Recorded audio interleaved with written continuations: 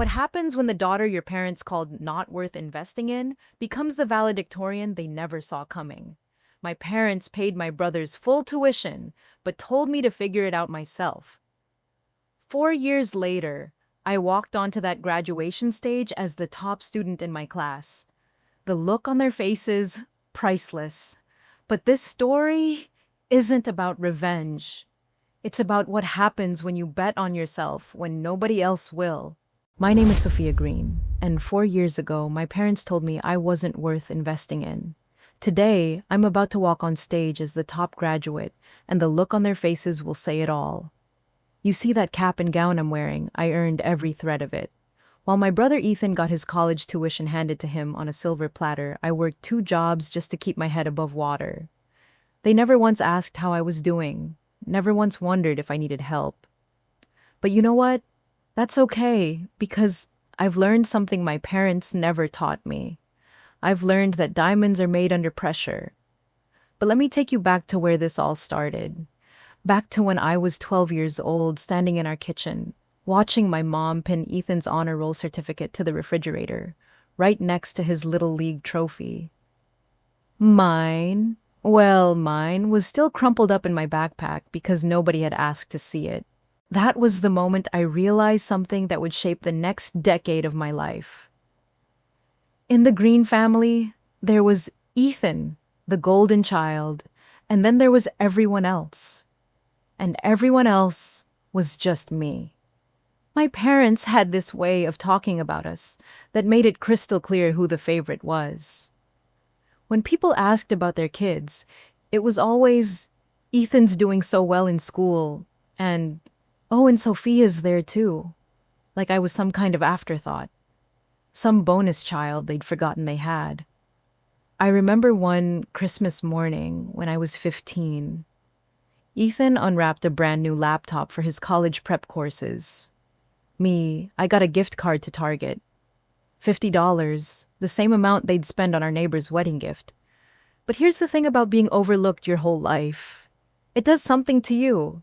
It either breaks you down or it builds you up. And I made a choice that day, standing there with that gift card in my hand, watching Ethan get congratulated for existing. I chose to build myself up. Because 4 years later, I'd be standing on that graduation stage, and my parents would finally understand what they'd missed.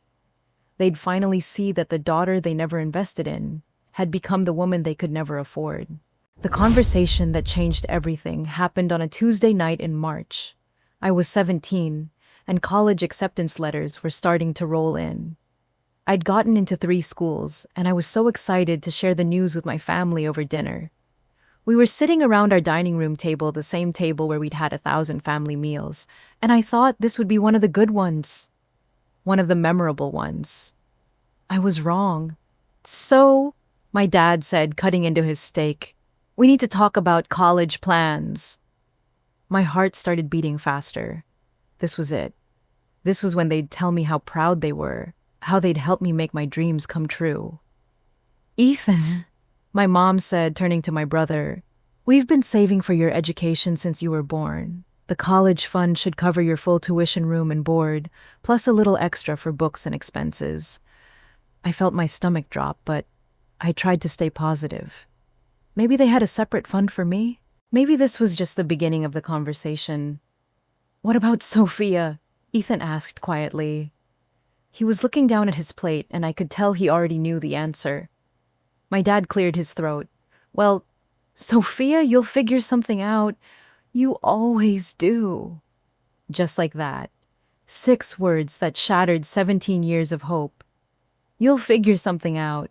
My mom reached over and patted my hand like she was comforting a child who dropped their ice cream. Sweetheart, you're always so independent. We know you don't need our help. Independent. That's what they called it when they ignored me.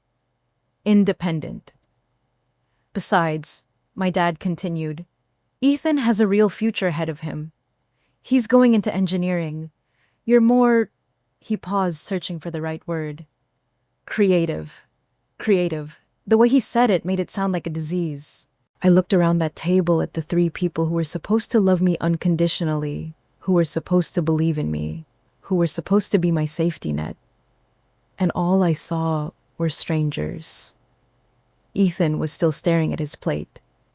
He hadn't said a word in his own defense, hadn't stood up for me, hadn't offered to share. Nothing. I got accepted to State University. I said, my voice barely above a whisper.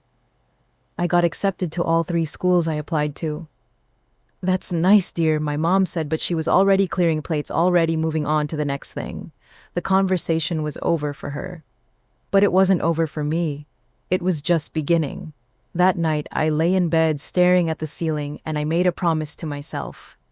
A promise that would fuel every decision I made for the next 4 years. I promised myself that I would never ever need them again. I would never give them the satisfaction of seeing me fail, and I would never give them the chance to rescue me.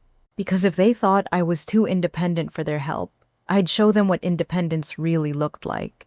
3 days after that dinner, I was driving through downtown with tears streaming down my face. I had no plan, no destination, just this overwhelming need to get away from that house where I clearly didn't belong. That's when I found myself pulling into the parking lot of Marcus Auto Repair. Uncle Marcus was my mom's older brother, and they hadn't spoken in over 5 years. Some family drama that nobody ever explained to me, but I'd always liked him. He was the one who taught me how to change a tire when I was 14. The one who slipped me $20 at family gatherings and told me to keep dreaming big. I sat in my car for 10 minutes crying and trying to figure out what I was even doing there. Then, Marcus knocked on my window. Sophia, what's wrong, kiddo? I broke down right there in his parking lot, told him everything. The college funds, the dinner conversation, the way my parents looked at me like I was some kind of burden they couldn't wait to get rid of. Marcus listened to every word without interrupting. When I finished, he was quiet for a long moment, just nodding slowly. Come inside, he said finally. Let's talk. His office was cluttered with invoices and coffee cups, motor oil stains on everything. But it felt warmer than my own house had in years.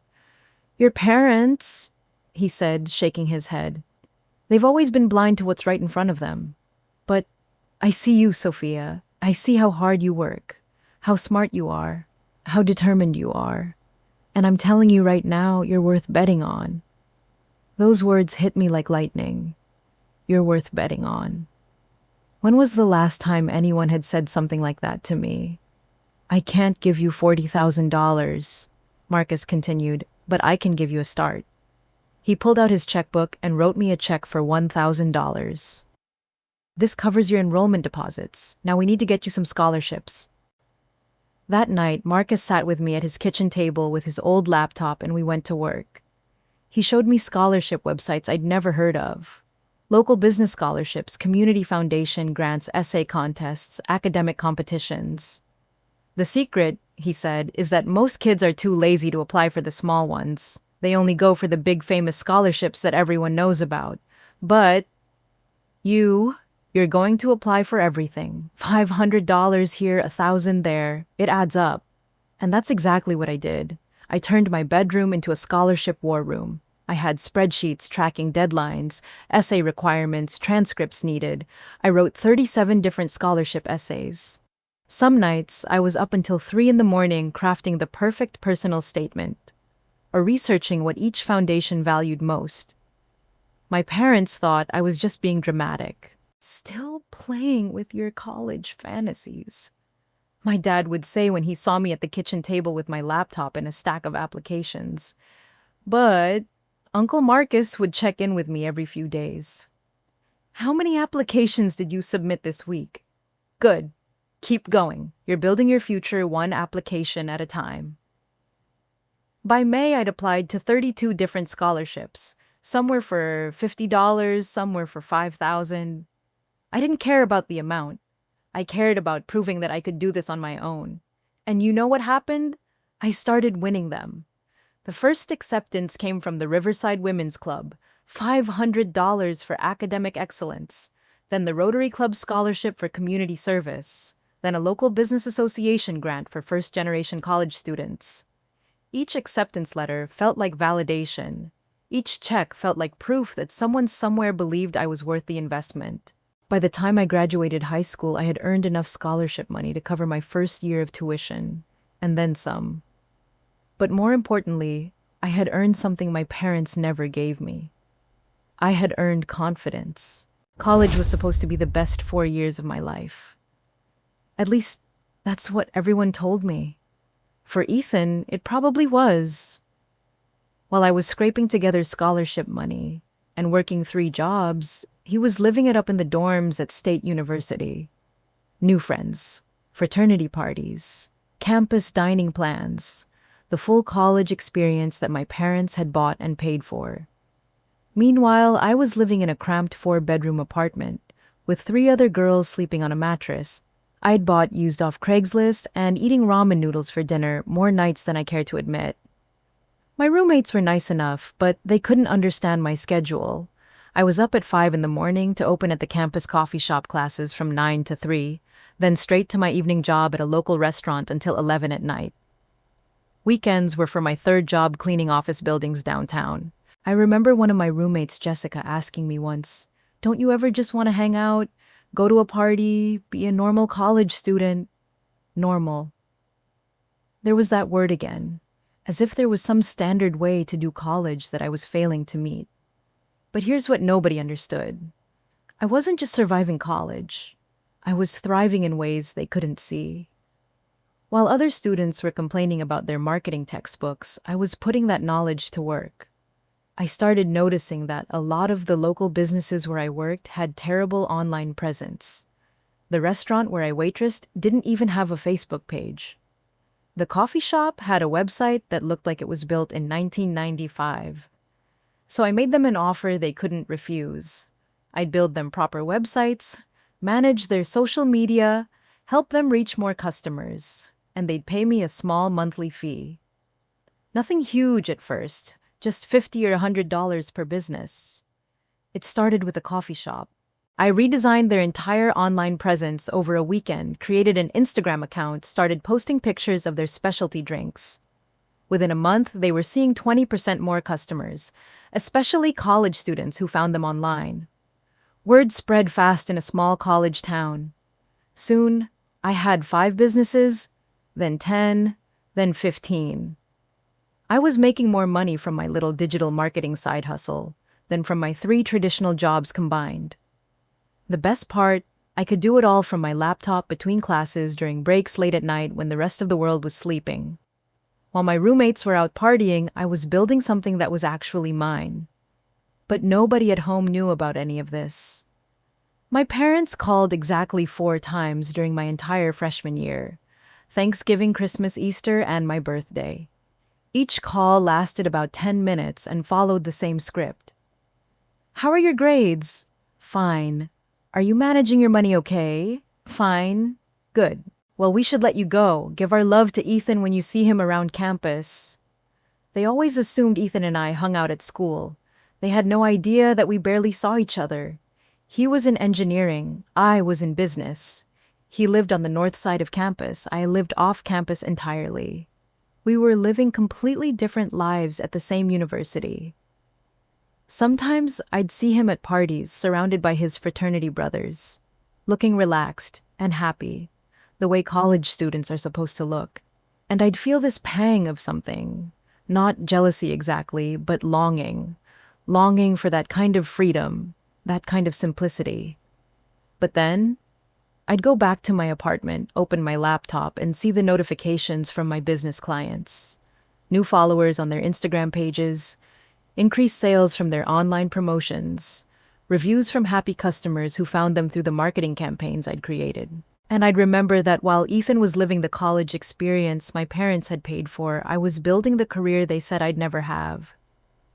There were nights when the exhaustion hit me like a truck. I'd fall asleep on the bus between my restaurant job and my apartment. I'd skip meals because I literally forgot to eat.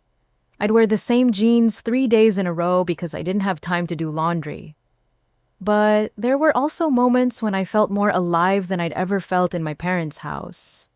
When I landed a new client, when I helped a struggling restaurant double their takeout orders, when I checked my bank account and realized I was actually saving money instead of just scraping by. I was building something that was entirely mine. Something my parents hadn't given me, hadn't approved of, hadn't even bothered to ask about. And slowly, quietly, I was becoming someone they would never expect me to be. I was in the middle of updating a client's website when someone knocked on my apartment door. It was 10 o'clock on a Tuesday night, and I wasn't expecting anyone. When I opened the door, Ethan was standing there, and he looked terrible. Dark circles under his eyes, wrinkled clothes, that defeated look I'd never seen on his face before. "Sophia," he said, "I need your help." For a moment, I just stared at him. In our entire lives, Ethan had never asked me for help with anything. He was the golden child, remember? The one with the real future. The one who had everything figured out. "I'm failing calculus," he said, his voice barely above a whisper. "If I don't pass this class, I'm going to lose my scholarship status. And if I lose that, I get kicked out of the engineering program." I wanted to feel vindicated. I wanted to feel like this was some kind of cosmic justice. But looking at my brother standing there so lost and desperate, all I felt was sad. "Come in," I said. He sat down at my tiny kitchen table and I made us both coffee. He told me about how he'd been struggling with his classes all semester, how he'd been too proud to ask for help, how he'd been partying too much and studying too little. "The thing is," he said, "I don't even know if I want to be an engineer. It's what everyone expected me to do, what Mom and Dad planned for me. But I'm not good at it, Sophia. I'm really not good at it." This was the most honest conversation we'd had in years. Maybe ever. "Why didn't you tell them?" I asked. He laughed, but it wasn't a happy sound. "Tell them what? That their perfect investment was failing. That their golden boy was a disappointment. I couldn't do that to them." I understood that feeling more than he knew. "Okay," I said. "Let's see what we're working with." I cleared my laptop and client work off the table, and Ethan pulled out his calculus textbook. For the next 3 hours, we worked through problem after problem. I hadn't taken calculus since high school, but I'd always been good at math, and slowly I started to see where he was getting confused. "You're overthinking it," I told him. "Look, try this approach instead." Around 1 in the morning, something clicked for him. He solved a problem that had been stumping him for weeks, and his whole face lit up. "How did you figure that out so fast?" he asked. "I don't know," I said. "I just looked at it differently." That's when he noticed my laptop was still open, and he could see all my browser tabs. Client websites, social media dashboards, project management tools, my color-coded calendar that accounted for every hour of every day. "What is all this?" he asked. So I told him about my digital marketing business, about my clients, about how I was making more money than I'd ever imagined possible, about my schedule that started at 5 in the morning and ended after midnight most days. He scrolled through my calendar and I watched his expression change from confusion to amazement to something that looked like horror. "You live like this every day?" he asked. "Every day? But when do you have fun? When do you just hang out?" I shrugged. I don't have time for fun." He stared at the screen for a long moment. "Sophia, this is insane. You're working yourself to death." "I'm working myself to success," I corrected him. "There's a difference." "No," he said, shaking his head. "There's not. This isn't living. This is surviving." We sat in silence for a while, both of us processing everything that had been said. "I never knew," he said finally. "I never knew how hard you were working. I never knew about your business or your jobs or any of it. Mom and Dad never told me." "They don't know," I said. "They never ask." "That's not okay," he said, and there was anger in his voice now. "That's not okay, Sophia. You're their daughter. They should know. They should care." It was the first time anyone in my family had ever acknowledged that maybe the way I'd been treated wasn't fair. "I always thought you were fine," he continued. "I thought you were just, I don't know, different. Independent, like they said. I didn't realize they were using that as an excuse to ignore you." Over the next few weeks, Ethan started coming by my apartment regularly. Sometimes for tutoring help, sometimes just to hang out. He'd bring pizza and insist I take a break from work to eat with him. He'd help me with my laundry or clean my apartment while I was at my restaurant job.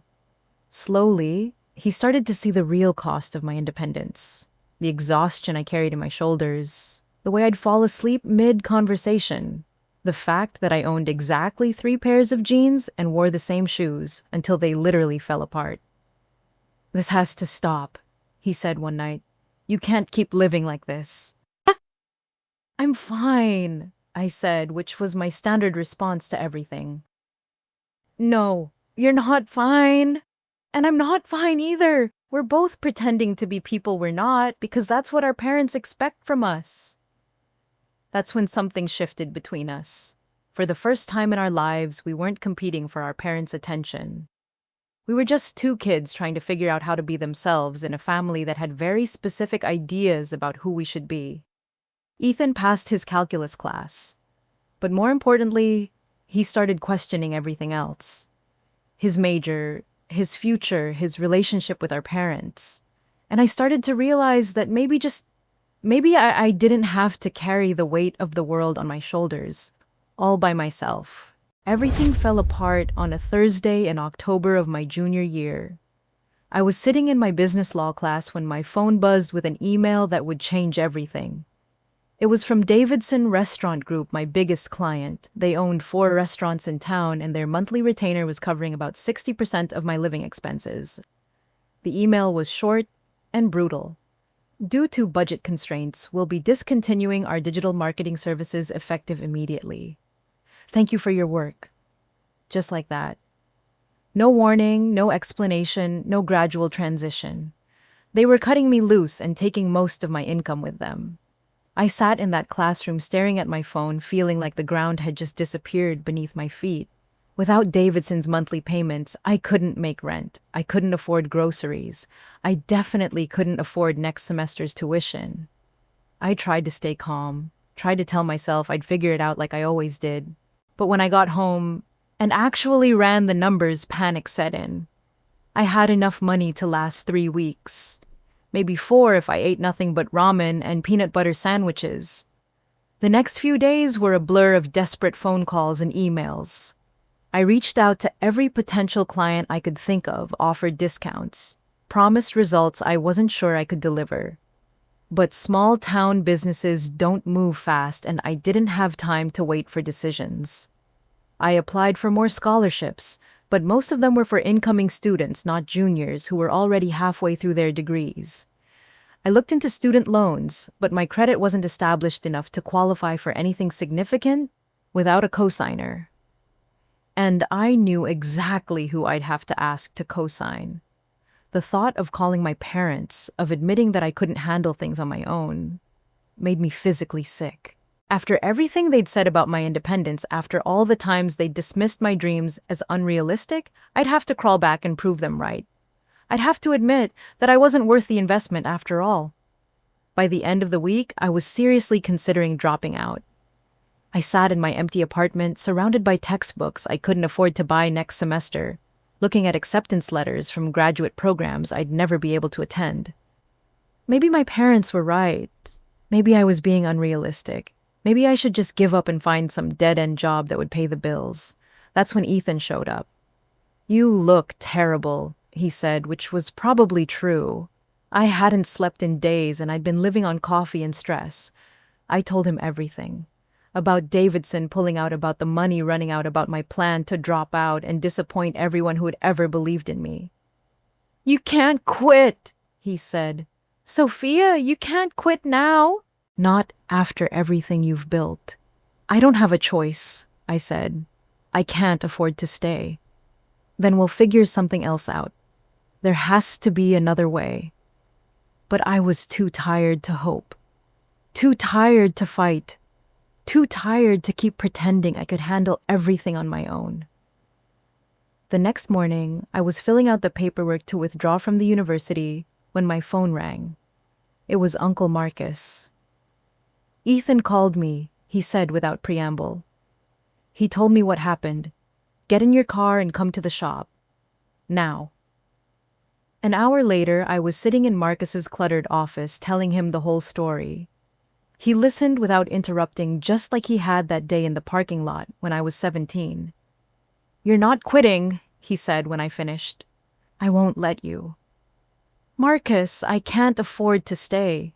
It's not about quitting, it's about math." "No," he said, pulling out his phone. "It's about giving up right before the miracle happens, and I'm not going to let you do that." He made a phone call right there in front of me. I could only hear his side of the conversation, but it sounded like he was talking to someone about a business competition. "Yeah, she's got her own digital marketing company. 3 years running. Local businesses, great results. I know the deadline was yesterday, but she's exactly what you're looking for. Trust me on this one." When he hung up, he was smiling. "There's a national student entrepreneur competition next month," he said. "Winner gets $50,000 and a mentorship with a major consulting firm. The deadline for applications was yesterday, but I just got you a spot." "Marcus, I can't. I don't have time to prepare for something like that. I need to figure out how to pay rent next week." "The rent can wait," he said. "I'll cover it. You're going to spend the next 4 weeks putting together the best damn business pitch of your life, and you're going to win that competition." "What if I don't win? Then we'll figure out plan B, but right now we're going with plan A. You're going to show them what you've built, and you're going to show them what you can become." For the first time in weeks, I felt something other than panic. I felt possibility. "Why are you doing this?" I asked. "Because," Marcus said, "somebody needs to bet on you, and if your parents won't do it, I will." The National Student Entrepreneur Competition was held in Chicago, and I'd never been so nervous in my life. I spent 4 weeks preparing for this moment. 4 weeks turning my scrappy little side hustle into a legitimate business proposal. Marcus helped me every step of the way, and so did Ethan. They became my unofficial board of advisors, challenging my ideas, helping me practice my pitch, making sure I was ready for any question the judges might throw at me. The competition was intimidating. There were students from Harvard, Stanford, MIT, students who'd had business mentors since middle school, who'd attended entrepreneurship camps, whose parents were CEOs and venture capitalists. And then there was me, a girl from a small town who'd built her business out of desperation in a cramped apartment while working 3 jobs. I almost didn't feel like I belonged there, but when I walked onto that stage and looked out at the panel of judges, something shifted inside me. These weren't my parents. These weren't people who'd already decided I wasn't worth their time. These were successful business leaders who were here specifically to find the next generation of entrepreneurs. They wanted to see what I'd built. "My name is Sophia Greene," I began, "and 3 years ago I started a digital marketing company out of necessity. I needed to pay for college, and traditional jobs weren't giving me the flexibility or income I needed to survive. I told them about my first client, the coffee shop that saw a 20% increase in customers after I redesigned their online presence. I showed them the numbers. Revenue growth, customer engagement, measurable results that small businesses could actually understand and afford. But then I told them something that set me apart from every other presenter that day. What makes my business model unique isn't just the results I deliver, I said. It's the fact that I understand what it's like to bootstrap everything from scratch. Every one of my clients is a small business owner who's working with limited resources, just like I was. They don't need fancy corporate strategies that cost $50,000. They need practical, affordable solutions that work in the real world. I showed them my client portfolio, the restaurant that doubled their takeout orders during the pandemic because I'd helped them set up online ordering, the retail shop that expanded to 3 locations after I helped them build their social media presence, the service company that went from struggling to stay afloat to having a 6-month waiting list. I don't just provide marketing services, I explained. I provide hope. I show small business owners that they don't need million-dollar budgets to compete with big corporations. They just need the right strategy and someone who understands their constraints. When I finished my presentation, the room was completely silent. For a moment, I thought I'd bombed. Then one of the judges, a woman who'd built her own consulting firm from nothing, started asking questions. How did you acquire your first clients with no marketing budget? How do you scale personal service without losing the quality that made you successful? What's your long-term vision for growth? I answered every question with confidence, with specific examples, with the kind of practical knowledge that only comes from actually doing the work yourself. These weren't theoretical answers from a business textbook. These were real-world solutions I'd developed through trial and error, success and failure. After all the presentations were finished, we had to wait 3 hours for the judges to make their decision. I sat in the hotel lobby with Ethan and Marcus, who'd driven up to Chicago to support me, trying not to think about what would happen if I didn't win. Finally, they called us back into the auditorium. This year's winner, the head judge announced, impressed us not just with their business model, but with their understanding of what entrepreneurship really means. They've proven that innovation doesn't require massive funding or perfect circumstances. Sometimes, it just requires determination and the willingness to solve real problems for real people. My heart was pounding so hard I could barely hear the rest of the announcement. The winner of this year's National Student Entrepreneur Competition is Sophia Greene from State University. The next few minutes were a blur. $50,000, a feature article in Entrepreneur magazine, a job offer from McKinsey & Company, one of the top consulting firms in the world. But the offer that meant the most came 2 weeks later when I got a call from the university president's office. Ms. Greene. The voice said, "We'd like to invite you to be the student speaker at this year's graduation ceremony. We understand you have quite a story to tell." I did have a story to tell. A story about being told I wasn't worth investing in and then investing in myself. A story about turning rejection into determination and determination into success. A story that was about to come full circle in front of the two people who'd never believed it was possible. When I called my parents to tell them about graduation, about the speaking invitation, about everything that had happened, there was a long silence on the other end of the phone. "You're the graduation speaker?" my mom finally asked. "Yes." "And you won a national competition?" "Yes." "And you've been running your own business this whole time?" "Yes." Another long silence. "We'll be there," my dad said quietly. "We wouldn't miss it." For the first time in my life, I heard something in his voice that I'd never heard before. Something that sounded almost like pride. Graduation day arrived with perfect spring weather and a crowd of proud families filling the university stadium. I stood backstage in my cap and gown, holding the speech I'd spent weeks perfecting, watching through the curtain as thousands of people took their seats. Somewhere in that crowd were my parents. They'd driven up that morning, and I'd seen them briefly before the ceremony. The conversation was awkward, stilted, like we were strangers trying to make small talk. "We're proud of you," my mom had said, but it sounded hollow. Obligatory, like something she felt she was supposed to say rather than something she actually felt. I also saw them scanning the crowd looking for Ethan in his cap and gown. They were still expecting this to be his day. They were still expecting him to be the star of the show. They had no idea what was coming. The president of the university stepped up to the podium as the ceremony began. "Ladies and gentlemen, families and friends, welcome to State University's commencement ceremony. Before we begin conferring degrees, I'd like to introduce this year's student speaker." I felt my heart start to race. This was it. This was the moment I'd been working toward for 4 years. "Our speaker today represents everything we hope to achieve in higher education," the president continued. "She is not only graduating summa cum laude as our valedictorian, but she has also distinguished herself as an entrepreneur, a leader, and an inspiration to her fellow students." I could see my parents in the crowd now looking confused. They were still scanning the graduates, still looking for Ethan. She funded her entire education through scholarships she earned and a business she built from the ground up. She recently won the National Student Entrepreneur Competition and has been offered a position with one of the country's top consulting firms. My parents had stopped looking around. They were staring at the stage now, realization slowly dawning on their faces.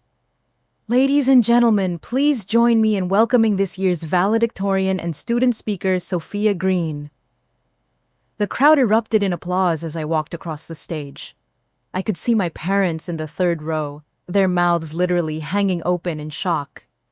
My mom's hand was pressed to her chest like she was having trouble breathing. My dad was staring at me like he'd never seen me before in his life. But I also saw Uncle Marcus standing up and cheering louder than anyone else in the stadium, and Ethan in the graduate section grinning and applauding with tears streaming down his face. I reached the podium and looked out at the sea of faces. For a moment, I felt that familiar urge to make myself smaller, to downplay my achievements, to apologize for taking up space. But then I remembered that 17-year-old girl sitting at the dinner table, being told she'd have to figure it out on her own. I remembered every late night, every skipped meal, every moment of doubt when I thought I wasn't strong enough to make it. And I found my voice. 4 years ago, I began. I was told I wasn't worth investing in. I was told that I would have to figure things out on my own because other people in my family had more potential, more promise, more value. The stadium was completely silent now. You could have heard a pin drop. So I did exactly what I was told. I figured it out on my own. I applied for 37 scholarships and won enough to pay for my education. I worked 3 jobs while maintaining a 4.0 GPA. I built a business that now serves over 40 clients and generates 6 figures in annual revenue. I looked directly at my parents as I said the next part. I learned that when people don't believe in you, you have 2 choices. You can prove them right, or you can prove them wrong. I chose to prove them wrong. The applause was deafening, but I wasn't done yet. To the families here today, I want you to look at your graduating student and really see them. Not who you want them to be, not who you think they should be, but who they actually are. Because the child you overlook today might be the adult who changes the world tomorrow. And to my fellow graduates, especially those of you who have had to fight for everything you've achieved, I want you to remember this moment. Remember that you are worthy of investment, worthy of support, worthy of love. And if the people who should believe in you don't, then believe in yourselves. Build your own table if you're not invited to sit at theirs. As I finished my speech and walked off the stage, the standing ovations seemed to go on forever. But all I could focus on were the faces of my family. Uncle Marcus was crying. Ethan was beaming with pride. And my parents looked like they'd been hit by a truck. After the ceremony, there was the usual chaos of families taking pictures and saying goodbye. My parents approached me hesitantly like they were afraid I might not want to see them. Sophia, my mom said, we had no idea. We didn't know about any of this. I know, I said simply. You never asked. My dad cleared his throat. We should have been better. We should have supported you. You should have, I agreed. But I didn't need you to. I learned how to support myself. There was an awkward silence, and I realized that this was the moment I'd been imagining for years. The moment when my parents would finally see what they'd missed, when they'd finally understand what they'd lost. But standing there looking at their shocked and guilty faces, I didn't feel the satisfaction I'd expected. I didn't feel vindicated or triumphant. I just felt free.